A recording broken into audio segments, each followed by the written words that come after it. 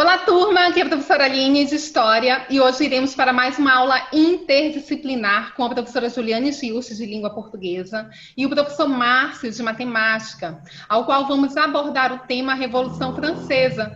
Tudo bem, professora Juliane? Tudo bem, professora. Obrigada pelo convite. Tudo bem, professor Márcio? Tudo bem, professora Aline. Mais uma vez, obrigado pelo convite. Isso aí, então vamos à aula. Olha só, turma, nós vamos falar sobre a Revolução Francesa, mas antes de explorar esse tema, eu vou pedir para a professora Juliane conceituar e dar também a terminologia da própria palavra revolução. Sim, revolução, na verdade, vem do latim, que é ato de revolver. É uma mudança abrupta no poder político ou numa organização estrutural de uma sociedade, que ocorre em um curto período de tempo. E o conceito de revolução, ele é entendido como uma transformação radical de uma determinada estrutura política, social, econômica, cultural ou tecnológica. Ou seja, tudo no que diz respeito à vida humana. E esse conceito ele é fundamental para entender os períodos históricos modernos e contemporâneos. Como exemplo de revoluções que temos no decorrer da história, temos a Revolução Francesa, Inglesa, Industrial, Russa e a Chinesa. Fizeram toda a diferença nesse contexto, né? Olha, turma, com 24 milhões de habitantes, a França, no século XVIII, era o país mais populoso da Europa. Predominava o próprio antigo regime e a sociedade era muito caracterizada pela figura da nobreza, do clero, tanto que eles detinham poder, eles detinham privilégios e grandes extensões de terra. Inclusive, o próprio rei, ele era o representante de Deus na Terra, isso quer dizer que ele era o próprio absolutismo, ou seja, ele detinha o próprio direito divino. Então, a sociedade daquele período, ela estava dividida em 3 estados. O primeiro estado, que era o clero, o segundo estado, que era a nobreza, e o terceiro estado, que era a população menos favorecida, tanto os camponeses, os artesãos, mas também lá compunha a própria burguesia, né? Os comerciantes, os comerciantes, bancários, mercadores, enfim, eles detinham recursos e terras e tudo mais, mas eles não poderiam se comparar ao nobre, nem fazer parte do segundo estado, porque eles ali não tinham títulos de nobre. Eles até poderiam comprar os títulos de nobre, mas em sua maioria eles permaneciam no terceiro estado, e o terceiro estado ele estava ali para praticamente sustentar os gastos, digamos assim, e os luxos do primeiro e do segundo estado. Tanto que os próprios camponeses, nesse período, digamos, quando se tinha uma má colheita, eles eram penalizados, e muitos desse período estavam passando fome, e eles estavam também bem incomodados com essa situação da monarquia, da maneira como o primeiro e o segundo estado atuava. Então, diante disso, essas penalidades, elas vinham através de algumas cobranças, como a talha, o dízimo. Eu vou até mesmo pedir para a professora Juliane para que, de repente, ela esclareça ou fundamente o significado até da palavra privilégio, porque a palavra privilégio, nesse período, ela estava restrita a quem era do clero e a quem era da nobreza. E também quero que fundamente a talha e o dízimo, né, para este período, professora. O privilégio, na verdade, é um direito, uma vantagem que é concedida a um grupo de pessoas ou somente uma pessoa para causar um prejuízo na maioria. Já a talha era a obrigação de entregar ao senhor uma parte do que produzia no lote, que era reservado ao seu próprio uso. E, por fim, o dízimo, na época, era um imposto aplicado às colheitas e pago ao clero. Isso.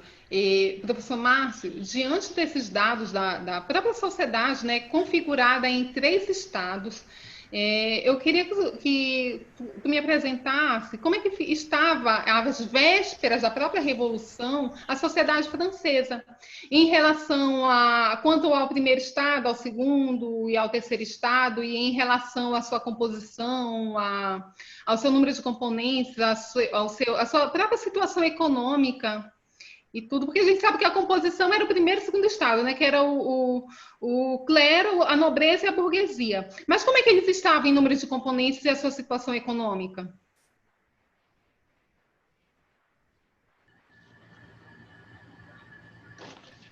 Bem, professora Aninha, como você já citou, né, eles estavam compostos da seguinte forma, né, primeiro estado, segundo estado e terceiro estado, mas entre eles cada um tinha os seus números de componentes, sua situação econômica, então funcionava da seguinte forma: no primeiro estado tinha aproximadamente, né, seu número de componente na casa dos 120 mil pessoas, e a situação econômica deles era da seguinte forma: possuíam terras e cobravam dízimo e taxa sobre batismo, casamento e sepultamento, ou seja, sobre todos esses trabalhos aí, né, tinha as suas taxas que era cobrada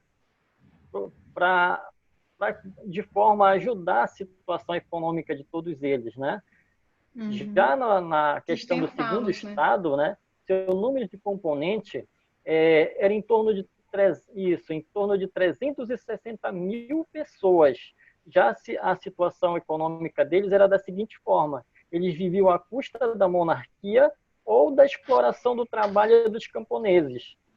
Já com relação ao terceiro estado, a sua população, né, os números de componentes, era em torno de 23 milhões 580 mil pessoas. E a sua situação econômica era da seguinte forma: eles trabalhavam para gerar a riqueza e os impostos. Os camponeses constituíam cerca de 80% da população francesa e pagavam imposto à monarquia e a seus senhores diretos. Interessante que a própria burguesia ela se incomodava muito em pagar esses impostos, porque, digamos, para atravessar na sua própria terra, eles tinham que pagar impostos. Então, eles estavam bastante satisfeitos também, né, com essa situação, além da dos próprios camponeses, desse povo que estava sustentando tanto o primeiro e o segundo estado. Então, diante disso, com os gastos absurdos, né, em festas que eles geravam, em luxos, o próprio Luís XVI, ele esbanjava, né, e explorava bem o terceiro estado, mas chegou um momento ao qual o próprio terceiro estado não estava mais conseguindo sustentar, eles estavam passando fome, eles estavam com uma dívida imensurável, e diante disso o Luís XVI ele queria mais recursos e tal, e aí então para tentar resolver a crise ele vai convocar a Assembleia Constituinte dos Estados Gerais. E diante disso, professora Juliane, por favor, só nos defina o termo assembleia. Sim, a assembleia, na verdade, é um conjunto de representantes de uma dada comunidade que possui poderes de legislação. É sinônimo de uma democracia participativa, tendo em conta que toda a comunidade tem a possibilidade de participar. Bom, então, diante disso, vale ressaltar que a Assembleia ela não era consultada há 175 anos. E, professor Márcio, havia representantes nessa Assembleia do primeiro, do segundo e do terceiro estado. E como ficou a contagem desses participantes para cada estado? Sim, professora Alinha. Funcionou da seguinte forma, né? Nessa Assembleia, cada estado tinha direito a um voto, certo? Apenas a um voto. Portanto, clero e nobreza reunidos tinha 2 votos contra apenas um do terceiro estado. Por isso, o clero e a nobreza estavam certos de que teriam controle da situação. Diante disso, tanto que a gente percebe a desvantagem, né? A desvantagem do terceiro estado para o primeiro e segundo estado. Ou seja, se fosse por estado, evidentemente que o terceiro estado ele nunca teria voz de participação na situação, né? E tanto que quando houve essa convocação, eles ficaram bastante incomodados e começaram a retrucar. E aí o próprio Luís XVI, ele manda fechar a sala de reunião. E aí, diante disso, o próprio terceiro estado, a população que compunha o terceiro estado, eles invadem uma outra sala, que é a sala de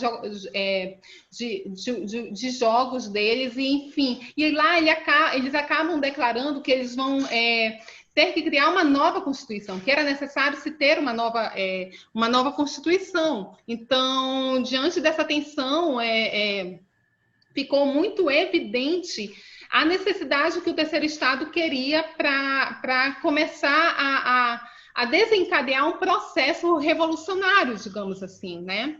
E essa sala de jogos que eles se encontravam era chamada sala de jogo de Pella, que se comparava ali como uma sala de jogo de tênis. Então, turma, no dia 14 de julho de 1789, se espalhou a notícia que o rei ele iria reprimir a Assembleia. Então, populares de Paris, eles começaram a sair às ruas e começaram a saquear depósitos, armas e alimentos. E, diante disso, eles tiveram o apoio do próprio exército.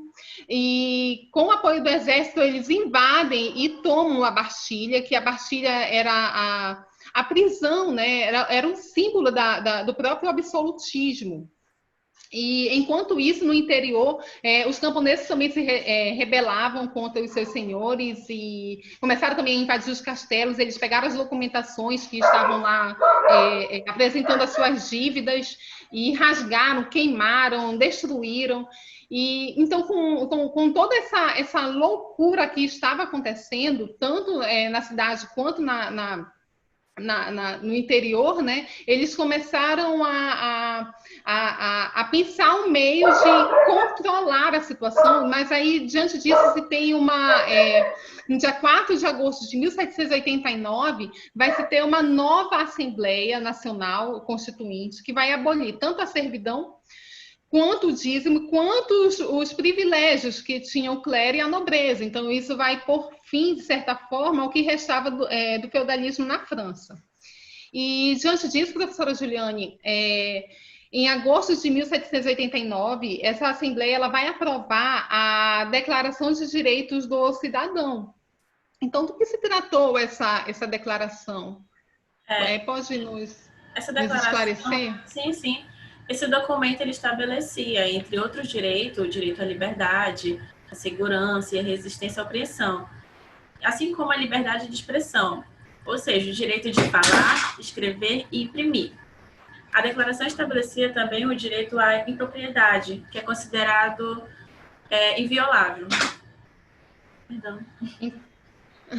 Sim, então, logo depois, também foi aprovado um documento pela própria Assembleia, que dava a possibilidade de confiscar todos os bens da igreja. Então, diante disso, os membros da igreja reagiram, fugindo da França e indo para...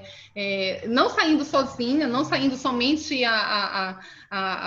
o clero, mas também levando milhares assim, de nobres junto, e foram para o exterior, e lá começaram a pensar medidas para que esse avanço da Revolução acontecesse, né?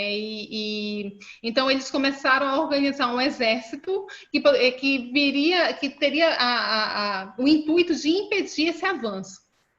E diante disso, em 1791, a Assembleia Nacional ela vai aprovar uma Constituição. E essa Constituição ela vai incorporar a perda dos privilégios do clero e da nobreza, ela vai limitar o poder do rei e vai ser instituída, então, a monarquia constitucional na França. Então, diante disso, o próprio voto ele passa a ser censitário, ou seja, somente cidadãos de posse que poderiam, né, estar participando ali da votação. E vale também ressaltar que 85% da população eram os camponeses, eram as mulheres, eram os operários, e eles foram, de certa forma, excluídos, né, do direito ao voto. Então, essa situação ela atendia apenas os interesses da própria burguesia.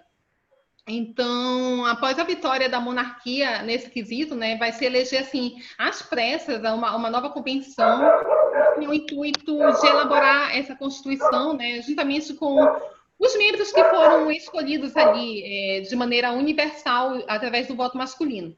E esse voto ele era baseado não era baseado na renda do cidadão, né, tanto que ele era universal em si.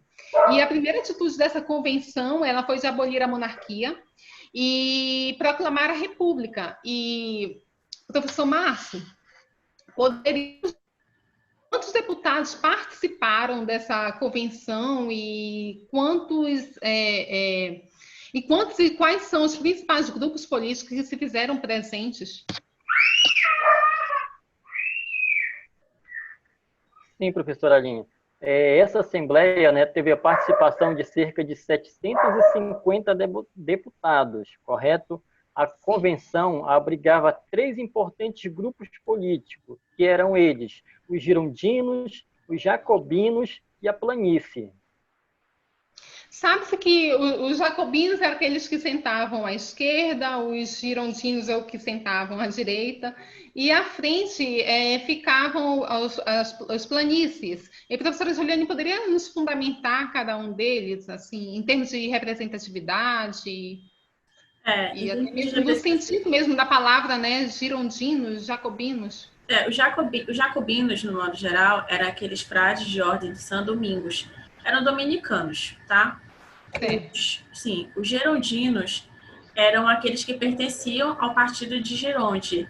Era relativo ao partido no modo geral, e eles se formaram na França em 1791. Aí faltou, professora, mais um, que é a planície. A planície. Isso, era composto por deputados que agiam conforme seus interesses imediatos. Eles apoiavam os girondinos, mas também apoiavam os jacobinos. Então, eles ficavam nesse empate. Eu acho que eles apoiavam de acordo com os seus interesses, de fato, né? Com certeza. E sentavam-se sempre no centro das convenções. Então, diante disso, com o resultado da convenção, professor Márcio, em percentual, favoreceu ou não ao rei? Qual foi o resultado que deu? Sim. Os girondinos, né, queriam absolvê-lo, né? Os jacobinos desejavam sua condenação.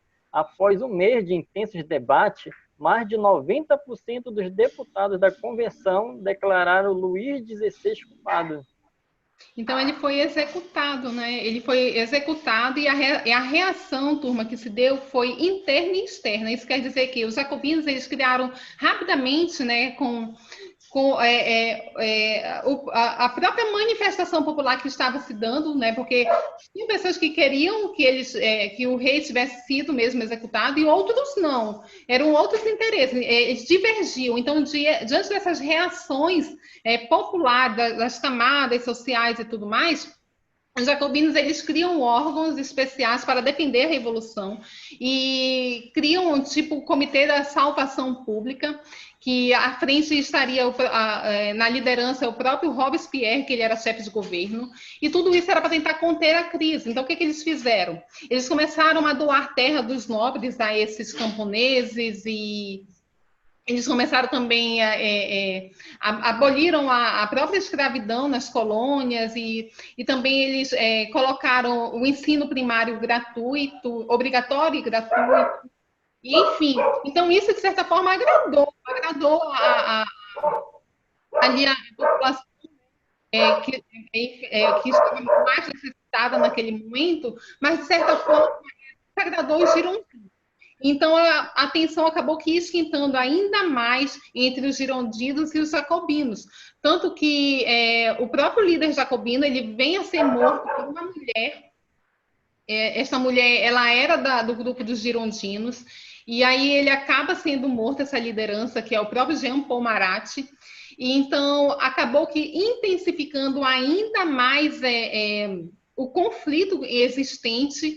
E os jacobinos começaram a não perdoar, então começaram a tomar medidas sangrentas e começaram a mandar várias pessoas para a guilhotina. Mas vai chegar um determinado momento que até os próprios jacobinos, alguns, por não concordarem com algumas medidas sangrentas, né, que estavam ocorrendo entre a liderança jacobinas, eles também começaram a ser guilhotinados. Então, começaram a ter um atrito entre eles. E isso daí favoreceu para que os jacobinos, rapidamente, juntamente com a planície, se juntassem, se fortalecessem e controlassem a situação. Ou seja, eles revertem a situação. Eles conseguem mandar a liderança jacobina todinha para a guilhotina.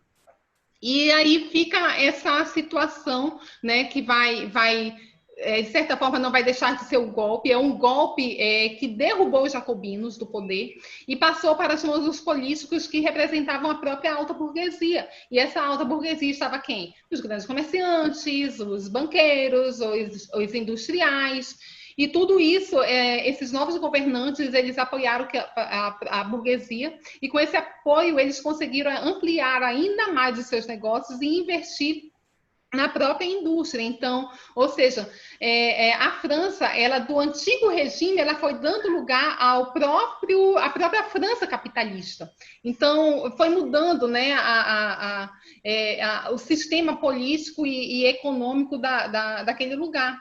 Então, em 1795, numa nova Constituição que foi elaborada, se restabeleceu novamente o voto censitário, só que nesse momento, somente as pessoas de muitas posses extremamente ricas poderiam participar, e acabou que confiando também o governo a um diretório. Então, quando eles fizeram isso acabou gerando uma insatisfação popular, muitas pessoas não concordavam, os novos jacobinos eles foram também questionando os próprios monarquistas, enfim. E aí acabou gerando uma nova revolta popular, que essa revolta desses populares tinha o intuito de acabar com a propriedade privada e estabelecer, de certa forma, a igualdade. E foi chamado uma conspiração dos iguais, mas logo foi abafada. E essa liderança todinha desse movimento acabou sendo executado. E, enfim, só que é um período... ficou um período bem conturbado, porque não se tinha uma certeza de quem seria essa grande liderança para permanecer e dar continuidade nesse novo sistema que estava se adotando nesse período, né? Então, esse governo muito endurecido, muito fechado, ele não estava conseguindo agregar pessoas que pudessem dizer assim, confio, né? Então, isso vem a nascer já diante da própria figura do Bonaparte, né? Napoleão Bonaparte, ele vem com essa figura, né, de trazer a confiança, de ser aquela pessoa que vai, de certa forma, levar a França a caminhar, a ir para frente. E aí, em 10 de novembro de 1799, o 18 Brumário, que é segundo o calendário republicano, Bonaparte ele é apoiado por políticos burgueses e por militares, então ele toma o poder. E esse episódio passou para a história como o golpe do 18 Brumário. E completava-se assim, a revolução, né, burguesa que foi iniciada na França 10 anos antes. É isso, turma. Essa foi a nossa aula que tratou a respeito da Revolução Francesa. Mostrou, né, as mudanças que a Europa, a França, foi vivenciando, né, nesse contexto meio que agrário, e depois foi alterando e chegou no sistema capitalista. Eles foram também fazendo investimentos na própria indústria, e assim eles foram mudando, né, o próprio contexto socioeconômico daquele lugar.